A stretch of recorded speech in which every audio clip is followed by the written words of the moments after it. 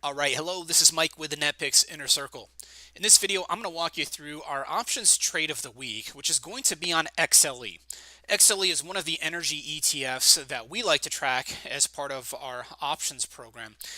It's a very liquid product. We've had really nice success with it here over the past number of months, really the last couple of years. It's been a really solid product for us. But we're not going to look to take a directional trade on this position. If you take a look at the chart, going back into the end of 2017, you can see we've had some pretty big swings, first to the upside and then back to the downside. Well, most recently, over the past month or so, we've been stuck right inside of this sideways range that I'm circling there on the chart. It's been a choppy, sloppy mess over the past number of weeks. Most people, if all you're going to do is buy calls and puts, you would shy away from a chart pattern like this, thinking there's nothing you can do there. Well, as a full-time trader, as a trader that looks at the same watch list of products every day, I don't want to just wait for those big directional moves because I know they're not always going to happen. We're going to have chart patterns like this from time to time. So instead of going in and buying a call or a put, expecting a big move, I'm going to establish a position that's more of a neutral trade. I'm going to go to the Iron Condor. All the Iron Condor is looking to do is sell an out-of-the-money call spread and an out-of-the-money put spread at the same time. I'm trying to create what we call our profit window. I'm trying to box the price in. So instead of looking for a big move higher or lower, all I want XLE to do is stay inside of this tight sideways range that I'm circling there on the chart. We already know it's been inside of that range. So this is an opportunity for me to generate a little income as long as XLE stays indecisive.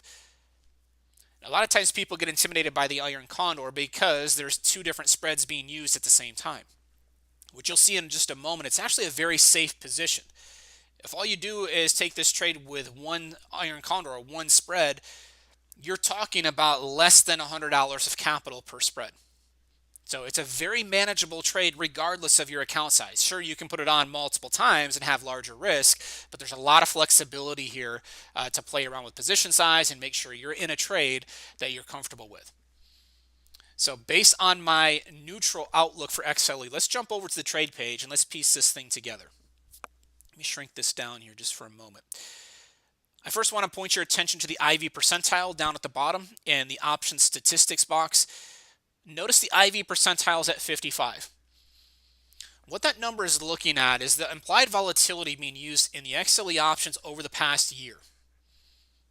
Okay, so it gives us the 52-week high and the 52-week low for implied volatility. You can see those numbers right up above. And then it slots in the current level of implied volatility being used. Okay, the current level of implied volatility is at 23.5. Anytime that IV percentile is above 50, which it is now, that piques my interest to sell premium. When the volatility is high, the premiums of the options are more expensive.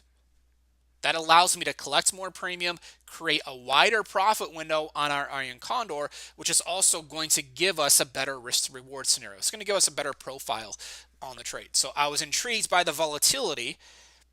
When I looked at the chart pattern here a few moments ago and I saw the choppy sideways action, that was even better. Everything was lining up really well for me on that trade. Now I went to the April 20 options. They have 14 days left.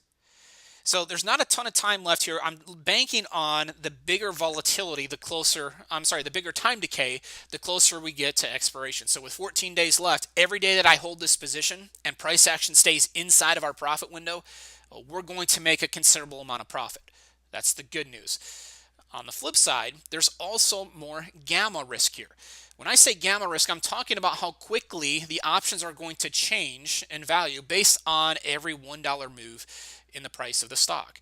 So when the gamma risk increases, what that's telling me is the options are going to react faster to changes in stock price. That could hurt us or help us just depending on our position. So with an Iron Condor, ideally I want that stock price to stay inside of the range. I don't care if it bounces around over the next 14 days, as long as it stays inside of the profit window, we're okay. So I pulled up the trade down at the bottom and I looked at selling the 69.5, 70.5 call spread. And then at the same time, the 66.5, 65.5 put spread. So on the call side, I'm selling the 69.5 call, and I'm buying the 70.5 call at the same time. That makes it a risk-defined trade on the upside. On the downside, I'm selling the 66.5 put, and I'm buying the 65.5 put to make it a risk-defined trade on the downside. I'm looking to collect 47 cents on this trade. Let me go ahead and click on confirm and send so you can see the profile here. If I collect 47 cents, that's $47 of profit potential per spread. That's the most I can make on this trade, which doesn't seem like a lot, but look at the max loss or the max risk. It's only $53. I'm tying up $53 of capital per spread to put this trade on. Okay, so if you do it really small, you're talking about 50 bucks. If you put it on 10 times, you're still only talking about $500 of risk. So it's a very manageable trade. And I also, if I was looking for a big directional move, well, certainly there's better strategies out there that would give me a higher profit potential. If I bought a call or a put, for example, that would give me more profit potential, but I'm not expecting that big directional move. So this is one way for me to generate a little bit of income in a very choppy, indecisive market. It also puts my break-even points. I'm going to have two of them since I'm selling two different spreads here. My break-even point on the upside is going to be 69.97. That's calculated by taking my short call strike at 69.5, adding in the 47 cents that I'm collecting to put on the trade, and that gets me my break-even point on the upside. On the downside, it's at 66.03. That's taking my short put strike at 66.5, subtracting the 47 cents that I'm collecting to put the trade on, and that gets my break-even point to 66.03. I don't care if XLE moves higher, lower, or dead sideways from here. As long as price action stays in between these two numbers, I get to make money on this trade. I make money from the time decay adding up and from the volatility decreasing. We just mentioned the volatility was high. The IV percentile is at 55, so I'm expecting that volatility to start to contract here over the coming days. That would help my position. So I've got 5 ways of making money on this trade. That's the really nice part about selling premium. It's not exclusively what I do with my entire portfolio. I have a number of long call and long put positions on right now. Those trades give me the bigger profit potential, but we're not always getting those big moves. So I want to also have those short premium trades on that give me a higher probability of success, but I also have a lower profit potential on them. So by using a combination of the two approaches, we're starting to build in different layers of diversification. And that's exactly what I want long term, because that's going to give me the more consistent growth in my equity curve. A big mistake that I'm seeing so many retail traders make right now, they're not getting near the diversification that they need. And it's not just with the products that they're trading, it's also with the strategies that they're trading. Okay, there's certainly a time and place for getting aggressive with long calls and long puts, but there's also a time and place for selling premium. So when you start to break these trades down, yeah, there's more going on. There's 4 different options being used as part of this trade. And a lot of times people look at that thinking it's a more risky type of trade. It's actually not. It's actually a very conservative trade. It's a risk-defined trade. If we're dead wrong and XLE makes a big directional move, which we're not expecting, if it does, we're out $53 per spread. That's the worst case scenario on the trade. So it's actually a very safe position to have on. And it's a great complement to many of our other directional trades that we have on with our options program. So that's our options trade of the week. We'll continue to manage it here over the next few weeks.